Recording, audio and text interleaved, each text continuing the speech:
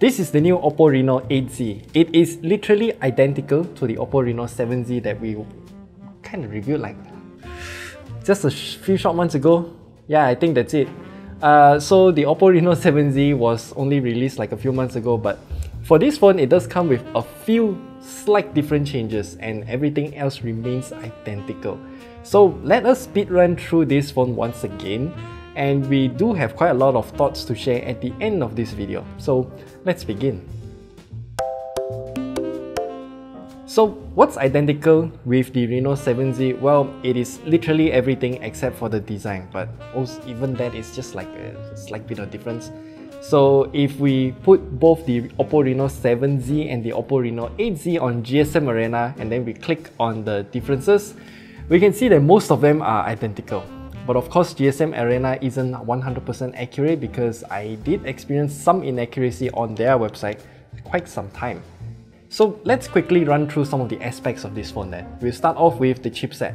And it is going to perform identically because it also comes with the Snapdragon 695 chipset, and the performance is just, yeah, I mean, you can play games like Genshin Impact at the lowest graphical settings, but it will dip below 30 FPS a lot. So if you want to play, you can. It's just that it depends on how tolerant you are to these kind of performance drops. And this phone also has 8 gigs of RAM, but don't add me because the RAM extension feature just doesn't work in terms of improving your FPS. So we did a video about that. You can watch it at the top right corner there before you comment about better RAM means better performance and whatnot. The battery life, I'm just going to show you on the screen right here for the PC Mark 10 battery life test. Again, it was tested at 100 nits of brightness, so it is consistent throughout our usual tests. And this phone with that 4500 mAh battery, yeah, it's gonna last the same as the OPPO Reno7 Z. For the charging time, it also comes with the 33W Super VOOC charger, and it charges from 15 to 100% in about 60 minutes, and again, it is identical to the 7Z as well. The phone camera is 100% identical. The same triple camera setup, and only one of them can be used to take pictures, and I'm just going to show you a bunch of pictures on the screen here that was taken by this phone. As for the screen of this phone, it is using a 6.43-inch AMOLED screen with 60Hz refresh rate, and the colors are really good.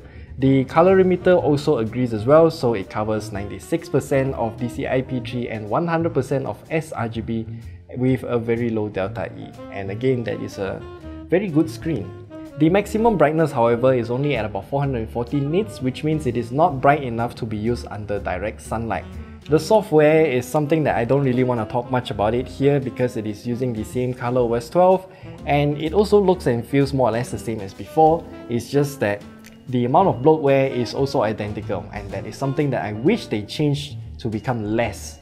So the only thing that changed from the OPPO Reno7 Z to the 8 Z is, I would say, its colors. So we have something called the Dawnlight Gold here, and it looks very sparkly. It changes color depending on what kind of angle that we're looking at. So we have a very glittery back combined with a matte finish on top, and I'm also gonna call this as very gaudy because, yeah, it just doesn't fit my taste that much. What caught me off guard though is the camera cutout area. For whatever reason, the OPPO Reno8 Pro's camera cutout shape is also in here, but then for that layout, it is in a glossy finish instead, but still with those glitter underneath. Yeah, it just looks very weird. And oh, this phone also has the OPPO breathing light feature as well. That means the camera ring, the circumference, has LED underneath it. There are some customizations that we can do in the settings menu, but we cannot adjust the brightness, which is something that I kind of worry about at night when I'm charging, but of course there is a kind of like a do not disturb kind of feature going on there. Okay, with all of that out of the way, why did OPPO launch the same device yet again? Well, there are two ways to look at it. Number one is that OPPO wants to keep the brand name awareness consistent, so they're just gonna relaunch the same device with minimal difference but with a different name. We've seen this kind of relaunching method done in a much more extreme manner by another phone brand, so yeah, it is not unusual that this kind of thing happens. The other way to look at this is that OPPO had to follow their tradition of launching triple devices for each generation of Reno phones. So for example, let's just take a look at the OPPO Reno7 for example. The Reno 7 generation had the Reno 7 launch alongside with the Reno 7 Pro, and then the Reno 7 Z came at a slightly later date.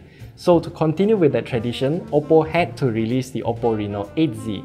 However, since there is a new generation of Reno phones in less than 6 months, they don't really have any new hardware within that short time span, or to just save on R&D costs, they will just refresh an existing device and paint it with a new coat of paint and sell it as a quote-unquote new phone. Yeah, that's all we have to share with you about this phone. Goodbye.